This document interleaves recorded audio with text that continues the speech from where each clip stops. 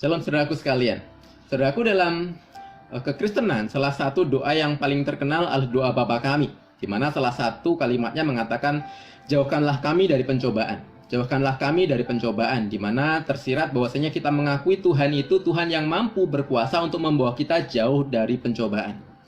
Lalu kalau begitu, ketika kita masuk dalam sebuah pencobaan, kita mengalami pencobaan, kira-kira siapa yang membawa kita ke sana?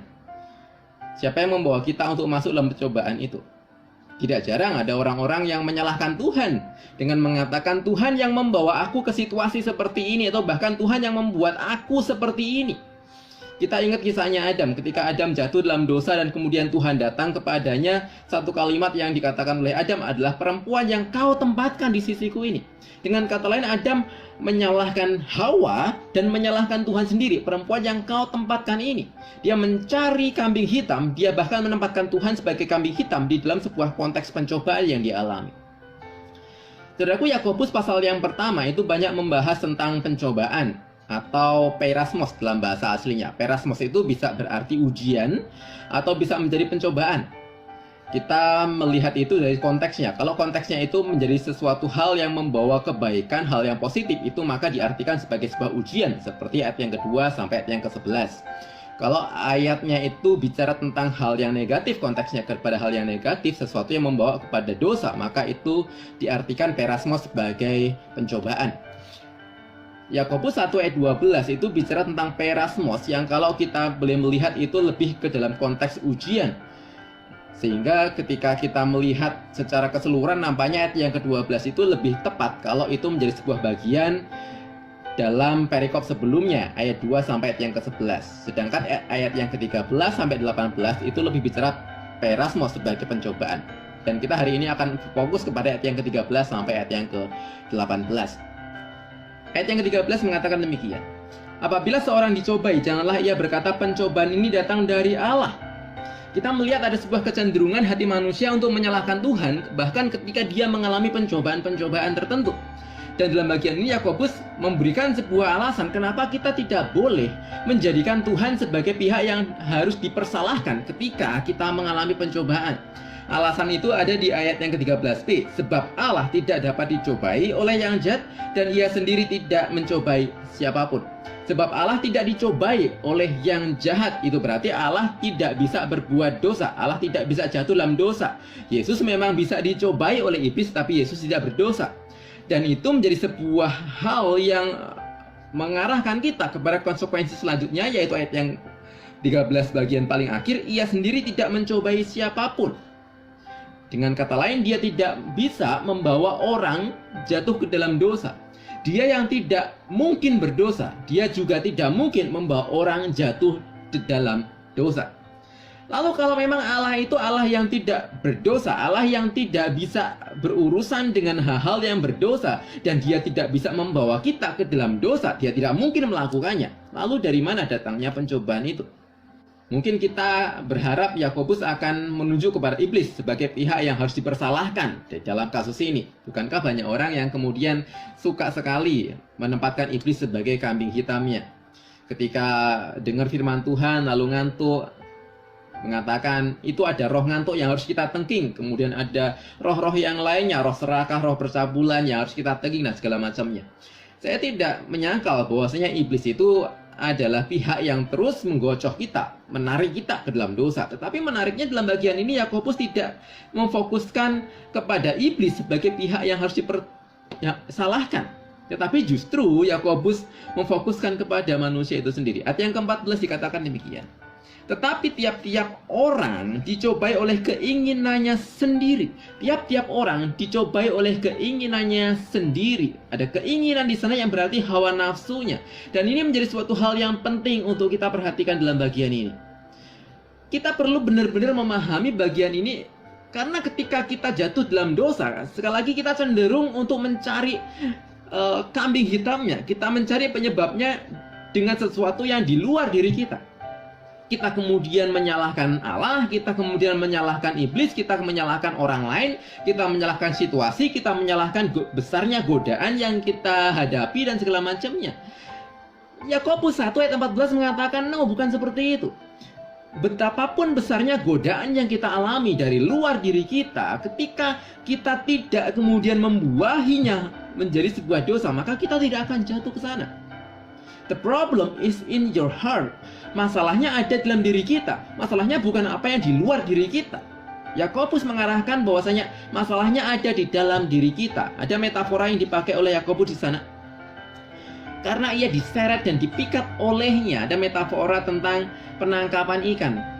Seperti ketika orang mau menangkap ikan dengan sebuah umpan yang menarik hati si ikan itu, maka demikianlah dosa itu begitu menarik hati kita dan berusaha untuk menyeret kita ke sana. Dan kemudian metafora yang selanjutnya adalah ayat 15. Apabila keinginan itu dibuahi, ia melahirkan dosa. Dan apabila dosa itu sudah matang, ia melahirkan maut. Ada metafora tentang pertumbuhan hidup. Metafora yang pertama itu bicara tentang bagaimana proses hawa nafsu menjadi dosa. Kita dipikat olehnya, kita diseret olehnya. Dan kemudian metafora yang kedua, fokus kepada proses bagaimana hawa nafsu itu mengarah kepada maut. Ketika itu dibuahi terus-menerus, maka itu akan membawa kepada maut. Itu menyadarkan kita betapa bahayanya ketika kita tidak bisa mengontrol keinginan kita. Itu betapa bahayanya dosa itu, dan kita nggak boleh main-main dengan dosa. Itu alasan yang pertama bagi Yakobus kenapa kita nggak bisa menyalahkan Allah dalam kasus pencobaan. Karena Allah itu Allah yang tidak bisa berdosa dan tidak bisa membawa kita ke dalam dosa. Dan bahwasanya pencobaan yang kita alami itu lebih kepada sebuah tanggung jawab kita, bagaimana kita meresponi keinginan-keinginan yang ada di dalam diri kita. Alasan yang kedua yang diberikan oleh Yakobus adalah alasan yang lebih bersifat positif, yaitu bahwasanya Allah selalu membawa atau memberikan yang baik di dalam diri kita. Ayat yang ke-16 sampai 18 mengatakan demikian. Ayat yang ke-16 dikatakan, saudara-saudara yang kukasihi, janganlah sesat. Ayat 17, setiap pemberian yang baik dan setiap anugerah yang sempurna datangnya dari atas, diturunkan dari Bapa segala terang, yang padanya tidak ada perubahan atau bayangan karena pertukaran. Ayat 17 bagian A mengatakan dia adalah Bapa segala terang, Bapa yang memberikan hal-hal yang baik, Bapa yang senantiasa memberikan yang baik kepada kita umat manusia. Dan ayat yang ke-17 bagian B mengatakan Bapa itu tidak pernah berubah. Penekanan kepada ketidakberubahan Allah ini menjadi suatu hal yang penting juga, yaitu bahwasanya kalau Allah itu Allah sang sumber segala sesuatu yang baik dan dia tidak berubah, maka dia tidak akan pernah memberikan hal yang buruk kepada kita. Dia tidak akan pernah membawa kita kepada hal yang buruk, apalagi kepada suatu hal yang dosa. Dan Yakobus memberikan sebuah contoh di ayat yang ke-18 dengan mengatakan bahwasanya atas kehendaknya sendiri ia telah menjadikan kita oleh firman kebenaran, supaya kita pada tingkat tertentu menjadi anak yang sulung di antara semua ciptaannya. Ini bicara tentang Injil keselamatan kita, bahwasanya atas kehendaknya sendiri, atas kerelaan kasih karunia-Nya, Allah itu memberikan kita kebenarannya supaya kita menjadi yang sulung di antara semua ciptaannya. Bicara tentang keselamatan. Sekali lagi ini hal yang penting ketika kita melihat pencobaan yang kita alami. Ketika kita mengalami masalah, kegagalan-kegagalan hidup yang kita alami, seringkali kita menyalahkan Tuhan, seringkali kita meragukan kasih Tuhan, seringkali kita meragukan kebaikan Tuhan. Ketika itu terjadi, ingatlah satu kebaikan yang tidak akan pernah bisa berubah oleh apapun kondisi dan situasi kita, yaitu bahwasanya Dia telah memberikan karya keselamatan jiwa kita yang gak akan pernah berubah oleh apapun. Fakta bahwasanya saat ini kita telah mendapatkan jaminan keselamatan kita dalam Kristus Yesus, itu menjadi sebuah alasan yang cukup untuk kita tetap mengimani kebaikan Tuhan atas segala situasi. Dan dengan demikian kita tidak mempersalahkan Dia, bahkan senantiasa meyakini bahwasanya dalam segala situasi apapun Dia tetap Allah yang baik. Maka dalam poin ini saya mengatakan Allah itu bukan kambing hitam yang patut kita persalahkan ketika kita berdosa, tetapi Dia adalah sang anak domba putih tak bercela yang melepaskan kita dari dosa kita. Mari kita berdoa. Bapak, ketika kami mengalami pencobaan atau bahkan ketika kami jatuh di dalam dosa, kadangkala kami mencari penyebab kambing hitam di luar diri kami. Kami menyalahkan situasi, kami menyalahkan godaan, kami menyalahkan orang lain, bahkan kami menyalahkan iblis, bahkan kami menyalahkan Tuhan sendiri. Tuhan, ajar kami untuk kami justru melihat ke dalam diri kami sendiri. Kami tahu masalahnya bukan apa yang ada di luar sana, tapi masalahnya adalah diri kami, hati kami yang perlu diberesi. Hati kami yang perlu diberesi ketika kami menghadapi pencobaan-pencobaan, ketika kami menghadapi keinginan-keinginan yang muncul dalam hati kami. Tolong kami untuk kami terus berhikmat, dengan kami tidak terseret terpikat oleh dosa, bahkan membuahi dosa itu yang akhirnya berujung kepada maut. Kami percaya bahwasanya Engkau tetap Allah yang baik di dalam segala kondisi, dan itu telah Tuhan buktikan melalui jaminan keselamatan kami yang telah Engkau berikan di dalam diri Kristus Yesus buat kami. Itu cukup buat kami untuk mengamini bahwasanya Engkau Allah yang baik, Engkau Allah yang senantiasa memberikan yang baik buat kami. Terima kasih Bapak. Kiranya itu senantiasa boleh meneguhkan dan menguatkan kami. Dalam nama berdoa, amin. Tuhan menyertai kita senantiasa.